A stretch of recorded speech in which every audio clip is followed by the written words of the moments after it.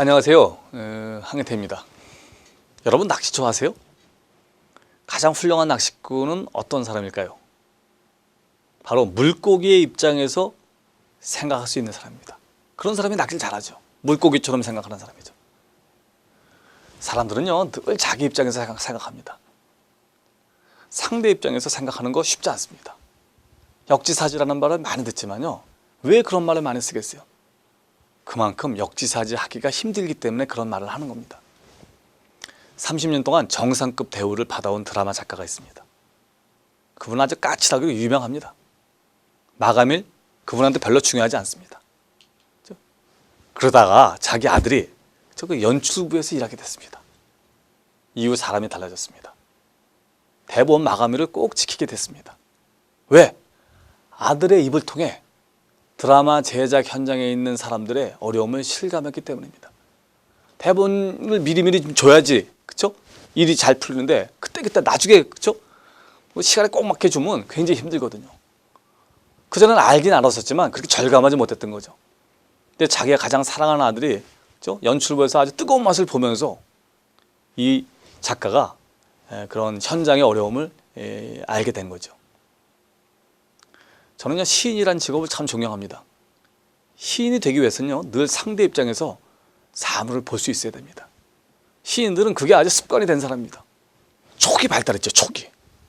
다른 사람들은 도저히 볼 수 없는 것을 시인들은 봅니다. 내려갈 때 보았네, 올라갈 때 보지 못한 꽃. 이 고은 선생님이 쓴 시입니다. 얼마나 굉장히 짧죠. 하지만 임팩이 큽니다. 내려갈 때 보았네, 올라갈 때 보지 못한 것. 인생이 정말 그렇습니다. 사람들이 좀 떴다 하면 눈에 보이는 게 없습니다. 하지만 가라앉잖아요. 뭔가 떨어질 때는 많은 게 다 보입니다. 고은 선생님이 이걸 노래한 것이죠. 이생진이라는 그러한 분이 쓴 그 다음 시도 그렇습니다. 나뭇잎이 벌레 먹어서 예쁘다. 귀족의 손처럼 상처 하나 없이 매끈한 것은 어쩐지 베풀 줄 모르는 손 같아 밉다. 떡갈나무 잎에 벌레 구멍이 뚫려서 그 구멍으로 하늘이 보이는 것은 예쁘다. 상처가 나서 예쁘다는 것이 잘못인 줄 안다. 그러나 나무를 먹여가며 살았다는 흔적은 별처럼 아름답다. 이 나무를 먹여가며 살았다는 흔적, 얼마나 기막힙니다. 그치? 이 잎사귀를 보고 나무를 먹여가느냐 힘들었다는 얘기죠. 저는 이 감수, 이 촉이 대단한 것 같아요. 벌레 먹은 잎사귀를 보고 이런 생각을 했다. 놀랍습니다. 안도현 시인이 쓴 그 연탄재인가 하는 시도 참 그렇습니다. 연탄재 함부로 차지 마라. 너는 누구에게 한 번이라도 뜨거운 사람이었냐? 어떻게 연탄재를 보고 이런 얘기를 할까? 진짜 기막힙니다. 세상은요 쉽게 바뀌지 않습니다. 선거를 통해서 막 새로운 사람 뽑아도 달라질 거 별로 없습니다.